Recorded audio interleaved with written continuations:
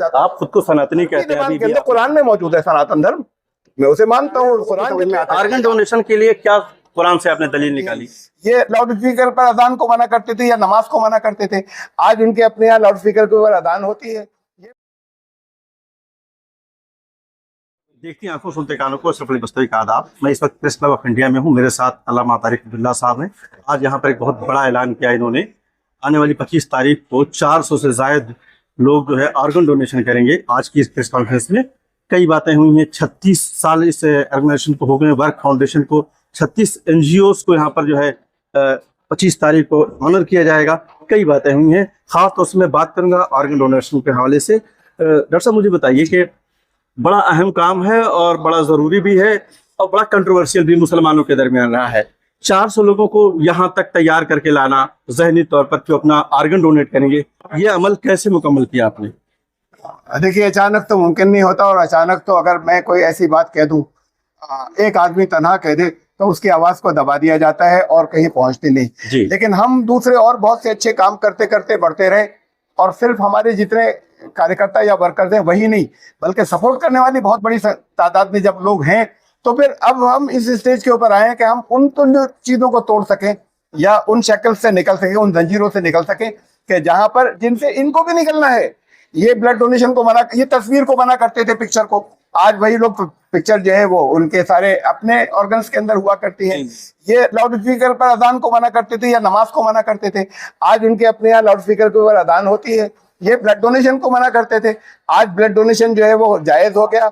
इनको भी अभी 30-35 साल और लगेंगे, यही जायज कहेंगे, लेकिन इतने दिनों कितने लोगों का नुकसान हो जाएगा, कितने लोगों को जो हम बचा सकते थे उनको हम नहीं बचा सकेंगे। तो हम खड़े हुए हैं और हमें उम्मीद है कि ये लहर आगे बढ़ती जाएगी। हाँ, मुझसे अगर वो बड़ा कुछ फतवे देंगे वो दें, लेकिन विरोध करेंगे तो करें, लेकिन अगर सवाल मुझसे पूछेंगे तो मैं जवाब दूंगा। आप पर तो बहुत फतवे लगते रहे हैं, मुस्तकिल फतवे लगते रहे, इस्लाम से निकालने की बहुत सारे बार बार जो है फतवे आए हैं। तो इन तमाम फतवों को झेलने का जो कमिटमेंट है, ये कहाँ से आप अपने आप कर पाते हैं? देखिए, बड़ा मुश्किल काम होता है। मुझे हिसाब यहाँ दुनिया में किसी को नहीं देना है, न किसी स्कॉलर को देना है, न किसी हिंदुओं के पंडित को देना है, न किसी मुसलमानों के आलिम को देना है। मुझे जिसको हिसाब देना है मैं उसकी वजह से काम कर रहा हूँ, और फिर मुझे किसी और का डर नहीं होता। जिसे मैं सही समझता हूँ सबूतों के साथ में, कुरान और हदीस के आधार के ऊपर, वो मैं करता चला जाता। आप खुद को सनातनी कहते हैं, अभी भी आपने प्रेस कॉन्फ्रेंस में कहा। ये आपको नहीं लगता कि सनातनी कहना सनातनियों के लिए भी एक तरह से चैलेंज होता है? एक मुसलमान खुद अच्छी बात है, चैलेंज करें, और मुसलमानों के दरमियान भी अलग तरह से फिर आप देखे जाने लगते हैं। ये कैसा मुसलमान है जो खुद को सनातनी? पहली बात तो ये कि सनातनी उनके लिए चैलेंज है, हो तो चैलेंज, मैं तो बड़ा खुश हूँ इस चैलेंज को एक्सेप्ट करें वो, इसलिए कि कहां से क्या क्या किन चीजों के ऊपर आस्था रखते हैं। आइए हम आप बैठकर बात करें कि वेद क्या कहते हैं, ये तो एक बात है। तो इसलिए सनातनी उस चैलेंज को तो जाने दीजिए। बात यह कि मुसलमान क्या कहते हैं, मैं कुरान के ऊपर आता हूँ। कुरान ने कहता है कि ये इस्लाम के बारे में कहता है ज़ालिका दीनुल क़य्यिम, ये इस्लाम जो है दीन क़य्यिम है। दीन कहते हैं धर्म को, और सनातन कहते हैं, क़य्यिम कहते हैं सनातन को। ये बिल्कुल उसका सटीक एग्जैक्ट तर्जुमा है। क़य्यिम वो जो हमेशा से कायम चला आ रहा है, सनातन वो जो सदा से सीधा चला आ रहा है। तो जब ये तो शब्द अरबी जबान के अंदर कुरान में मौजूद है, सनातन धर्म, मैं उसे मानता हूँ। कुरान जब कहता है इस्लाम सनातन धर्म है, तो मैं मुस्लिम भी हूँ, मैं सनातन धर्मी भी हूँ। आने वाली 25 तारीख को 36 ऑर्गेनाइजेशंस को आप ऑनर कर रहे हैं, क्या है आइडिया? ये जो लोग वाकई काम कर रहे हैं जमीनी स्तर पर, उनको ऑनर करना चाहिए, समाज को ऑनर करना चाहिए। हम कर रहे हैं, हम खाली ऑनर नहीं कर रहे, बल्कि उनके ऑनर के साथ में असल में तो ये हमारा ऑनर होगा कि हम उनको ऑनर कर सके। फिर हम एक दूसरे को जानेंगे, साथ मिलकर भी कर सकेंगे, बहुत सी चीजें एक दूसरे को सहयोग दे सकेंगे, और दूसरे लोग भी जानेंगे कि काम करने वाले। आपका काम करने का तरीका और आपका जो मिशन है बिल्कुल डिसेंट है। खासतौर से मुसलमानों के दरमियान बहुत चर्चा होती है और नेगेटिव चर्चा होती है, तनकीद होती है।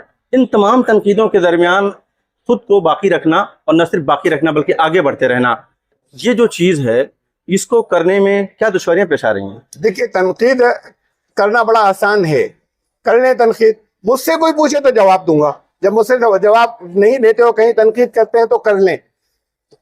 बात यह है कि मैं जब कोई जितनी बातें कहता हूँ वो तर्क से करता हूँ, दलीलों से करता हूँ, कुरान हदीस के सबूतों से करता हूँ, तो इसलिए लोग मानते चले जा रहे हैं, लोगों की समझ में आता है। ऑर्गन डोनेशन के लिए क्या कुरान से आपने दलील निकाली? सबसे पहले ये दो साफ है, इसलिए कि तब तो ऑर्गन डोनेशन होता नहीं था, मेडिकली पॉसिबल भी नहीं था। ठीक। तो कुरान ने जो बात कही वो जनरलाइज शब्दों में कही है कि जिसके अंदर सब चीजें जो है वो कवर हो जाए, आगे आने वाली चीजें। कुरान ने कहा कि जमीन पर वही ठहरेगा वम्मा यनफउन्नास फयमकुसु फिल अर्द, जो इंसानों के लिए बेनिफिशियल या लाभदायक या नफा बख्श होगा। नंबर 2, कुरान ने ये कहा सूरह मायदा के अंदर है कि जिसने किसी एक को जिंदा, आयत नंबर 32 के वमन फमन आया फकान्नमा आया नासा जमिया, किसी एक इंसान की अगर जान बचाई तो सारी इंसानियत को जान बचा ली। यहाँ तो एक इंसान जाता है 48 लोगों की जान बचाता है। आखिर में उलमा की तरफ मैं फिर लौटता हूँ, मुस्लिम उलमा की तरफ, क्या तवक्को करते हैं, क्या उनसे एक्सपेक्टेशंस आपकी हैं? तवक्को नहीं, मुझे मालूम है फॉर श्योर, यकीनी, ये इन सबको 30 साल के अंदर अंदर यही फतवा देना है कि ये ठीक है, यही करते आए हैं। लेकिन शुरू में अपने उसको आसानी से उन जंजीरों को नहीं तोड़ पाते जो पीछे से सुनते चले आ रहे हैं। ये उन तमाम चीजों को जिन्हें मना करते थे और हम करते थे, उन्हें मानने लग गए, ये इसे भी मानेंगे। बहुत बहुत शुक्रिया सर।